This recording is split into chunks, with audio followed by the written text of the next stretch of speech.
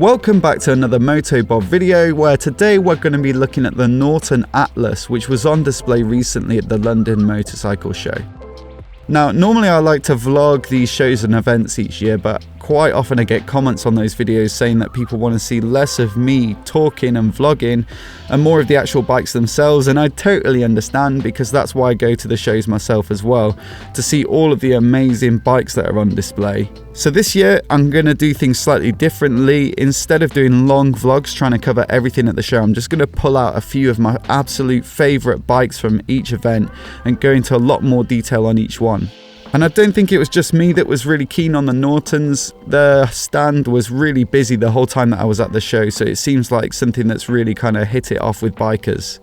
Before we get going though, it would really help me out if you could leave a comment below giving the bike a score out of 10. That way I can get to know the kind of bikes that you'd like to see more of, and of course I can do a bit less of the stuff that you're not so into. Of course, as well, if you're new here and you want to see more walkarounds like this, then do hit subscribe, and you can also hit the bell button to get notified every time I upload. But without further ado, let's get into it and look at these beautiful bikes in a bit more detail. The Atlas comes in two models. There's the Nomad, which is really road orientated, and that's the cheaper of the two bikes and comes in at just under £10,000. Then for a couple of grand more you can get the Ranger, and that is the bike that I think Norton have kind of described as their genuine off-roader, and they've been quite clear in their press releases and stuff that they wanted to build something that was really off-road capable. So we'll look at some of the difference between these two bikes, and we'll see the kind of difference in equipment and whether that's truly the case.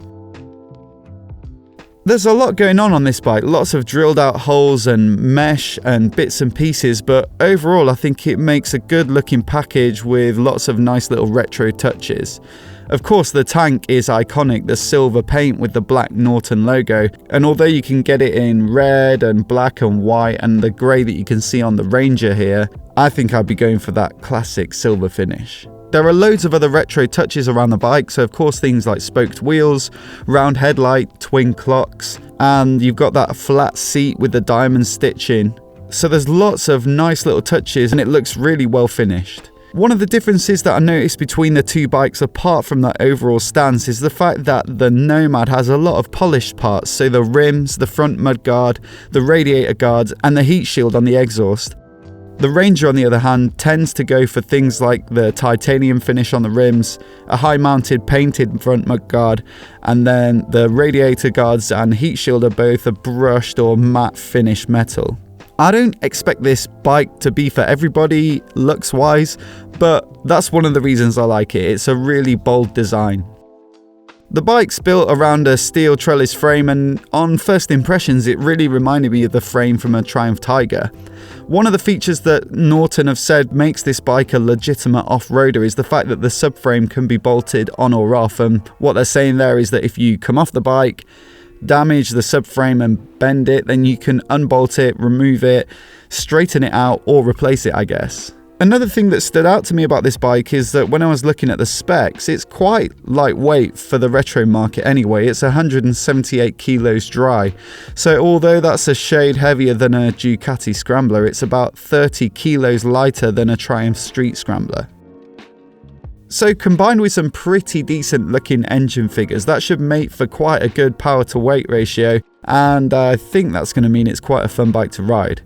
It's a 650cc parallel twin, and it puts out a peak of 85 horsepower at 11,000 RPM. So it's definitely designed around that top end rush that's quite high revving compared to other bikes in this market. And the peak torque is around 47 foot-pounds, so lower than the Street Scrambler. So definitely a different type of bike to ride.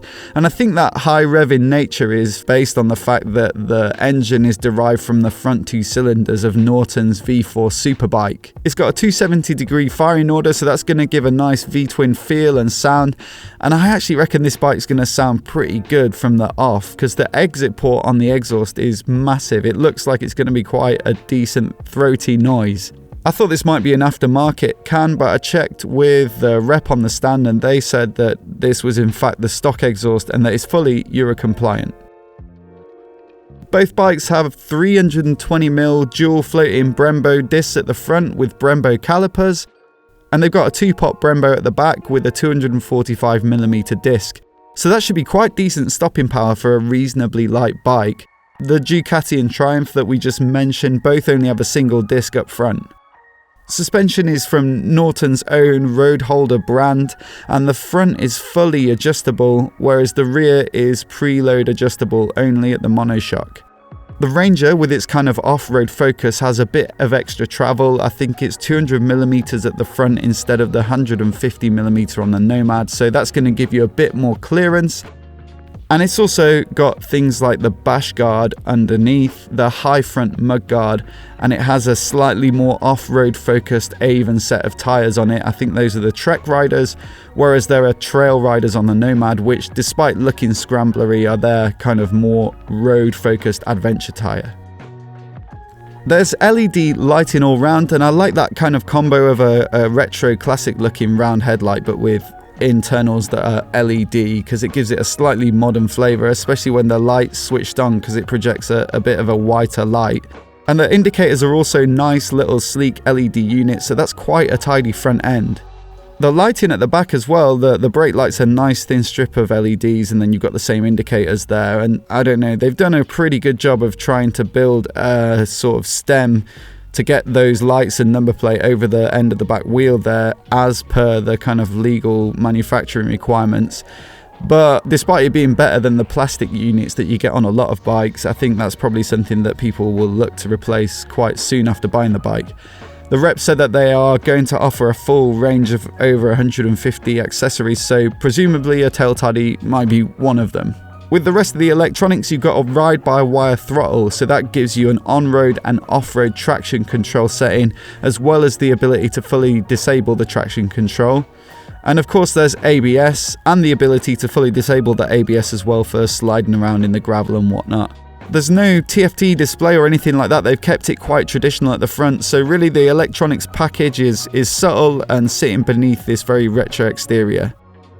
Seat height wise, the Ranger, because of its slightly longer suspension, is at 875mm, so for some of us slightly shorter riders, that's quite tall. So the Nomad could be a better choice because that's down at a more reasonable 824mm. Seating looks pretty comfy, some nice detailed stitching on there, and there also looks to be a non-slip suede type section, and there's also a smallish pillion seat. So the bike comes with pillion pegs, it's designed to take a passenger, but Norton have said that some special editions of this bike might be available that are more focused on solo riding. All in all, there's loads to like about this bike. I'd love to find out what that high revving motor feels like if I ever get a chance to test ride one.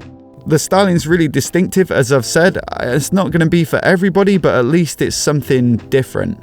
Let me know what you think of it in the comments, and of course subscribe if you're new because we've got more of these walk around vids coming up, and hopefully I'll see you in the next video.